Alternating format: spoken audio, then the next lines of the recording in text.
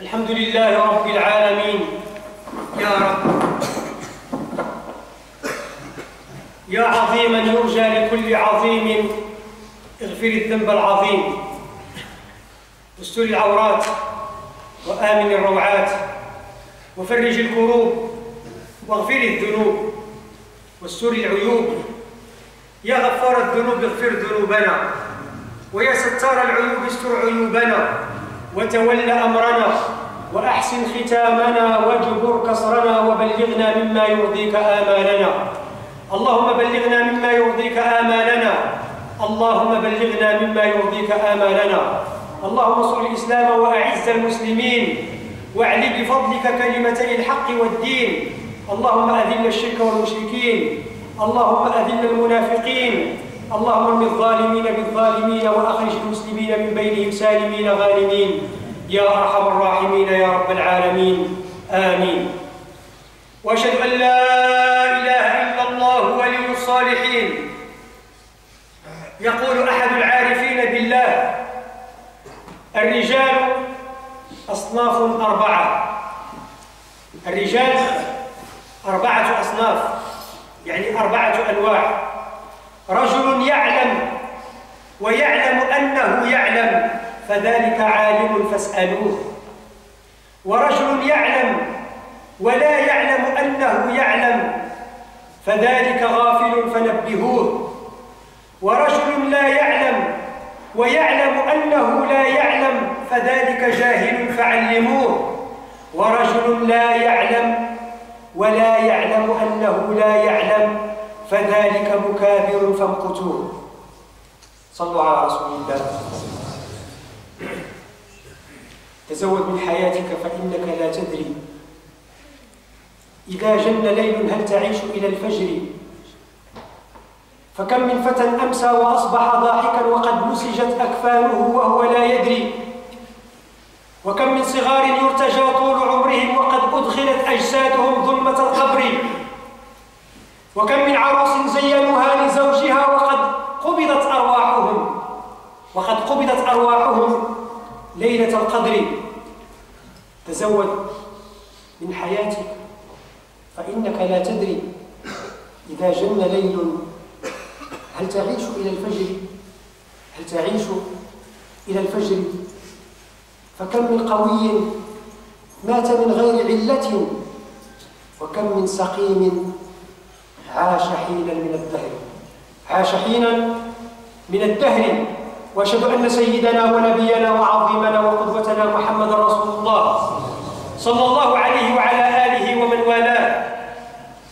كلما أراد رب العزة والجبروت أن يخاطب نبيا من أنبيائه الكرام إلا ونادى عليه باسمه: يا آدم اسكن أنت وزوجك الجنة، يا نوح اهبط بسلام منا وبركات عليك وعلى ممن معك، يا إبراهيم قد صدقت الرؤيا، يا داود إنا جعلناك خليفة في الأرض، يا موسى إني أنا الله، يا زكريا إنا نبشرك بغلام، يا يحيى خذ الكتاب، يا عيسى إني متوفيك ورافعك إلي ومطهرك من الذين كفروا وجعل الذين اتبعوك فوق الذين كفروا إلى يوم القيامة.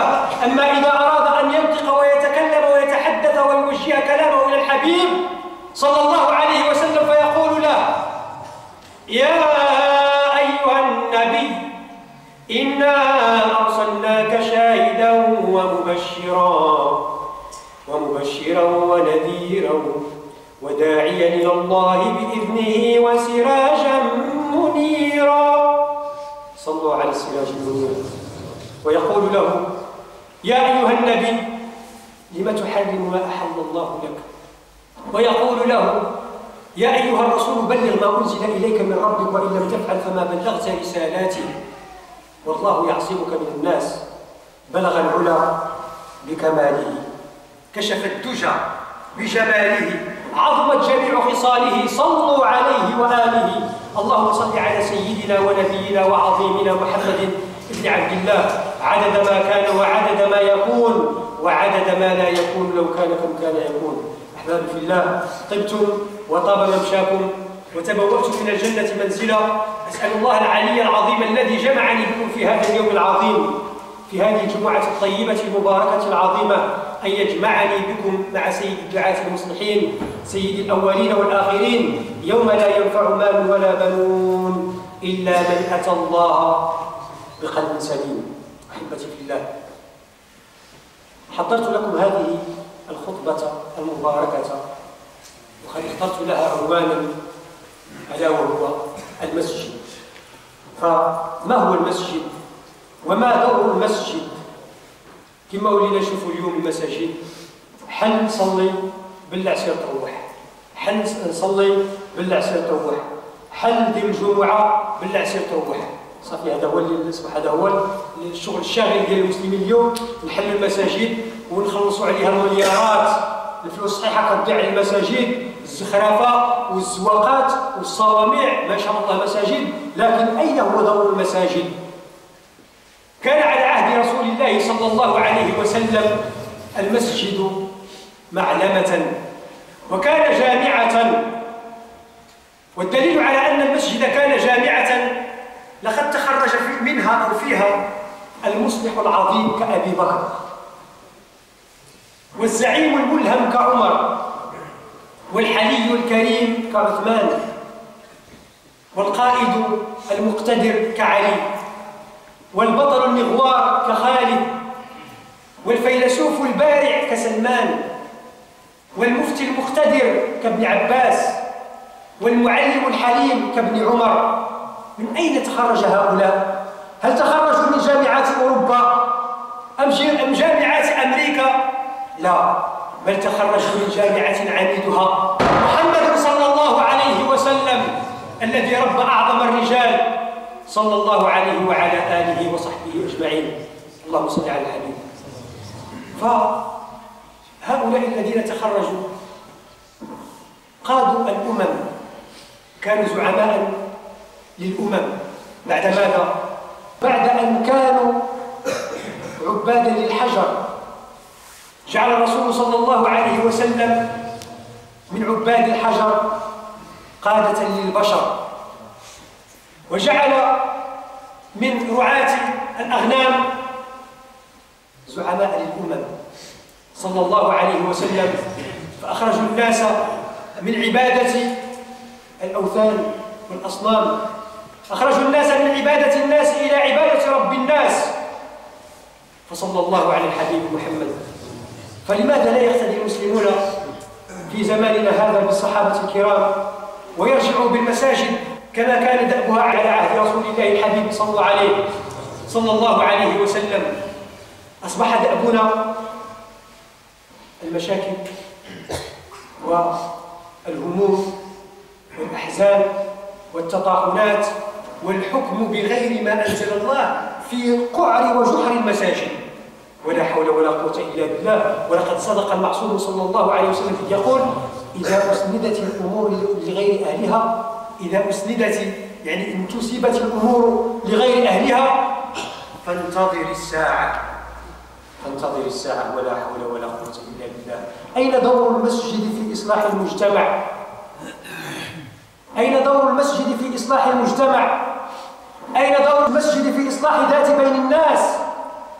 والله العظيم من العيد لهنا ما عرفتش نشرح، ما عرفتش. كل خطرة يدق عليا واحد، هذا مدابز مع مرته، هذا مدابز مع بنته، هذا خرج له بنته هربت له من الدار، هذا هربت له المرأة من الدار، هذا جرت عليه المرأة ديالو من الدار. مشاكل كثيرة جدا. أين دور المساجد في إحياء هذه الفعاليات؟ والإمام بوحده ما قد يدير والو على رسول الراس، ولا حول ولا قوة إلا بالله.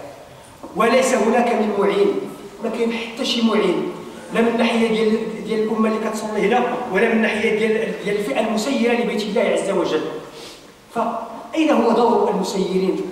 هل أصبح دور المسيرين الهم ديالنا هو نجمعوا الفلوس باش نبنيو الجامع، ولا الدور ديالنا حلوا الجامع نصليو، ولا حلوا الجامع باش نديروا الخطبة؟ وما دور الخطبة في إصلاح المجتمع وفي إصلاح الأمة؟ الأمة ممزقة، الأمة تتكالب عليه الأمم صلى الله عليه وسلم: تداعى عليكم الأمم كما تداعى الأكلة إلى قصعتها. قالوا: أو من قلة نحن يومئذ يا رسول الله؟ قال: بل أنتم يومئذ كثير ولكنكم غثاء كغثاء السيل. صدق المعصوم صلى الله عليه وسلم. أين دور المساجد أيها الأحبة؟ فدور المسجد هو إصلاح ذات البين. إصلاح ذات البين. المسجد كان على عهد رسول الله صلى الله عليه وسلم جامعة عظمى، فيه تربى أعظم الرجال، وفيه تربى وتمرن أعظم الأبطال كخالد بن الوليد وكعبيدة أبو عبيدة الجراح رضي الله تعالى عنهم أجمعين. وفيه تخرج العلماء، والتابعون كانوا يدرسون الرياضيات وكانوا يدرسون علوم الحياة أين؟ في المسجد. لكن لما اختلت المعايير وأهيرت القيم بقى المسجد اسمه هو عنده واحد الصبغة ديالو قاصرة على الصلاة. شنو الصلاة؟ والصلاة راهي سهلة. ما هي الصلاة؟ الرسول صلى الله عليه وسلم حب قلوبكم كان يقول: أرحنا بها يا بلال. أرحنا بها وليست أرحنا منها. فالفرق بين أرحنا بها هو أن الرسول صلى الله عليه وسلم قال: وجعلت قرة عيني في الصلاة. الصلاة لو لم تكن على رأس العبادات لأعدت من صالح العادات، رياضة أبدان وطهارة أردان وتهذيب وجدان وشتى فضائل يشب عليها الجواري والولدان. أصحابها هم الصابرون والمثابرون، وعلى الواجب هم القادرون والمقتدرون. علمتهم البكور وهو أصل كل رزق، وخير ما يعالج به العبد مناجاة الرازق، وأفضل ما يرج به المخلوق التوجه إلى الخالق. انظر إلى جلال الجمع وتأمل أثرها في المجتمع، وكيف ساوت العلية بالدمع. مست الأرض الجبال فالناس أشباه وأكفاه. لم يرفع المتقدم تقدمه ولم يضع المتأخر تأخره، فالناس كلهم سواء أمام الله الواحد الديان. هذه هي الصلاة، صلاة التي قال فيها مولانا جل وعلا: وإنها لكبيرة إلا على الخاشعين. فطوبى لكم أيها الخاشعون الذين يظنون أنهم ملاقو ربهم وأنهم إليه راجعون. أقول ما تسمعون واستغفر الله العظيم لي ولكم جميع المسلمين، وآخر دعوانا الحمد لله رب العالمين.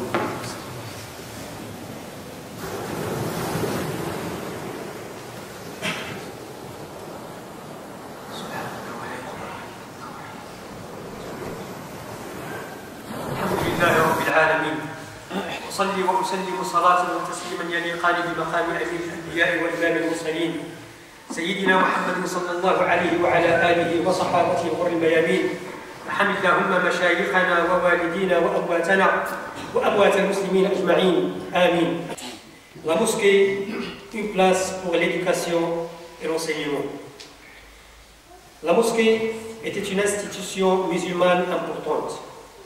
À la mosquée, nous apprenons l'art de vivre, l'éthique de la vie en communauté, le comportement à avoir avec ses amis, ses proches et ses voisins.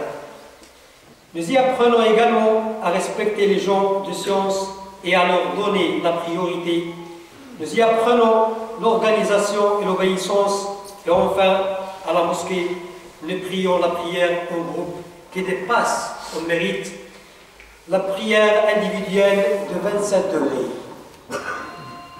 Nous revivifions notre relation avec Allah Azza wa Jalla à travers nos prosternations ce jour. Car c'est à ce moment que le serviteur est le plus proche de son Créateur Subhanahu Azza wa Jalla. C'est pourquoi la mosquée a été appelée Masjid, qui signifie littéralement l'endroit où l'on se prosterne. La mosquée est à la fois un lieu regroupant un bon nombre d'adorateurs ou d'adorations et de nombreuses sciences et études. À étudier. Dans les premiers siècles de l'islam, la mosquée était une université populaire dont les portes dont les portes restaient ouvertes étaient comme hiver pour les hommes ou pour les femmes, pour les petits et grands. On y apprenait les bases de la croyance, les obligations, les relations et les bons comportements. Il s'y déroulait des cercles d'études où la quiétude et la miséricorde descendaient et que les anges recouvraient de leurs ailes. En effet, le messager d'Allah, sallallahu alayhi wa sallam, a dit: aussitôt que des gens s'assoient dans les mosquées pour lire le Coran et pour évoquer Dieu, les anges les entourent, la miséricorde de Dieu les recouvre et la sérénité descend sur eux. Dieu les évoque aussi parmi ceux qui vivent auprès de lui. Sadaqa Rasulullah sallallahu alayhi wa sallam. Les mosquées étaient donc des universités. C'est pour cela que des grandes universités islamiques étaient connues sous le nom de leurs mosquées, telles que la mosquée Al-Qarawiyyin au Maroc, Zaytouna en Tunisie et Al-Azhar en Égypte. Ces universités sont parmi les plus anciennes du monde. La plus ancienne d'entre elles est l'université Zaytouna, fondée au début du XIIe siècle en Tunisie, puis l'université Al-Qarawiyyin de Fès, fondée par une femme nommée Fatima Al-Fihriya en 245 du calendrier hégirien. Puis ensuite fut fondée l'université d'Al-Azhar. Il est permis à la femme de se rendre à la mosquée et il ne convient pas à son mari de lui interdire. Le messager d'Allah subhanahu wa ta'ala a dit, sallallahu alayhi wa sallam, n'interdisez pas à des servantes d'Allah de se rendre dans les maisons d'Allah. Donc, si la femme désire se rendre à la mosquée pour effectuer une prière en commun, assister à un cours ou à un sermon, il est interdit à son mari de lui refuser cela. La mosquée est une école publique pour chaque musulman et musulmane. La mosquée est aussi un lieu de rencontre entre les musulmans, et spécialement le jour de vendredi. La mosquée représente également un parlement pour notre communauté. En effet, lorsqu'un problème arrivait, les musulmans se réunissaient à la mosquée afin de se concerter, car il n'y a pas de séparation entre la religion et l'État dans l'islam. Il n'y a pas d'homme de religion d'un côté et d'homme de dunya de l'autre côté. Plutôt, chaque musulman est appelé à œuvre pour sa religion. Avant de mourir, le prophète sallallahu alayhi wa sallam avait déjà élu son successeur en désignant son compagnon Abu Bakr as-Siddiq afin de le remplacer pour diriger la prière. À ce sujet, Omar ibn Khattab a dit: le messager d'Allah l'a agréé pour notre religion, n'allons-nous pas l'agréer pour nos affaires d'ici-bas? Les membres du Parlement étant composés des différentes catégories suivantes, comme Allah nous a cités dans le Coran. Ils sont les répondants, les adorateurs, ceux qui louent, les méditateurs, ceux qui s'inclinent et se prosternent, les défenseurs de la droiture et les prohibiteurs du mal, et les gardiens des lois de Dieu donnent la bonne nouvelle à de tels croyants. التائبون العابدون الحامدون السائحون الراكعون الساجدون الآمرون بالمعروف والناهون عن المنكر والحافظون لحدود الله وبشر المؤمنين. Ce sont ces gens-là qui se chargent réellement des affaires des musulmans et dirigent la communauté. Nous apprenons énormément de choses à la mosquée. Parmi celles-ci, l'organisation et l'obéissance. En effet, le messager d'Allah ordonnait aux serviteurs de bien s'aligner et d'être bien organisés pour la prière, et ils obéissent directement. Il, sallallahu alayhi wa sallam, leur disait, par exemple, ne déviez pas du peur qu'Allah ne fasse dévier vos cœurs. Soyez doux envers vos frères. Il a dit encore, l'imam était mis en place afin d'être suivi, donc lorsqu'il fait le takbir, faites le takbir après lui. Lorsqu'il s'incline, inclinez-vous. Lorsqu'il se prosterne, prosternez-vous. Et lorsqu'il récite, écoutez-le. Ceci est un discours enseignant l'organisation et l'obéissance. D'ailleurs, le messager d'Allah mit en garde fortement celui qui déviait de cette organisation et cette obéissance en disant, sallallahu alayhi wa sallam, celui qui se baisse et se lève avant l'imam a certes son toupet entre les mains du diable. C'est-à-dire que c'est Shaitan qui dirige ses mouvements. Il a aussi dit, sallallahu alayhi wa sallam, en mettant en garde celui qui ne suit pas l'imam. Celui qui élève la tête avant l'imam, ne craint-il pas qu'Allah change sa tête en tête d'âne? C'est la parole divine du prophète sallallahu alayhi wa sallam. Je répète, celui qui élève la tête avant l'imam, ne craint-il pas qu'Allah change sa tête en tête d'âne? Ceci car il ne comprend pas le sens de l'organisation et de la prière. C'est ainsi que la mosquée enseigne la science et l'action, purifie le corps et l'esprit, nous avise sur le but et les moyens, la vérité et l'obligation, l'éducation avant l'apprentissage, l'application avant le point de vue personnel. C'est ainsi que nous trouvons la mosquée du prophète sallallahu alayhi wa sallam comme la première école ouverte à tout, arabe ou non arabe, blanc ou noir, riche ou pauvre, adultes ou enfants, hommes ou femmes. Rien d'étonnant donc que soit sorti de cette école. Des califes tels que Abu Bakr et Omar, des chefs militaires tels que Abu Ubaida al-Jarrah et Khalid ibn Walid, des lecteurs tels que Ibn Mas'ud et Ubay ibn Ka'b, des savants tels que Zayd ibn Thabit et Ibn Abbas, des femmes vertueuses telles que Fatima, Aïcha, Hafsa, Amr et Sulaym. À partir de là, il est évident que la mosquée n'est pas désignée aux derviches. N'est pas désignée, on n'est pas destiné aux derviches, à ceux qui ne travaillent pas, n'agissent pas afin de venir passer leur temps. Ce sont donc des hommes d'action qui peuplent les mosquées et non les inactifs et les derviches. Quel bon exemple est celui des compagnons du prophète sallallahu alayhi wa sallam qui travaillaient et pourtant cela ne les empêchait pas de venir prier à la mosquée lorsque l'appel à la prière retentissait. Comme Allah a dit, des hommes que ni le négoce ni le troc ne distrait de l'invocation d'Allah, de l'accomplissement de la salat et de l'acquittement de la zakat. Ainsi étaient les compagnons du messager d'Allah Azza wa Jal, et ainsi devrait être chacun d'entre nous. اللهم اهدنا فيمن هديت وتولنا فيمن توليت وبارك لنا اللهم فيما اعطيت وقنا واصرف عنا شر وسوء ما قضيت فانك تقضي بالحق سبحانك ولا يقضى عليك انه لا يذل من واليت ولا يعز من عاديت تبارك ربنا وتعاليت.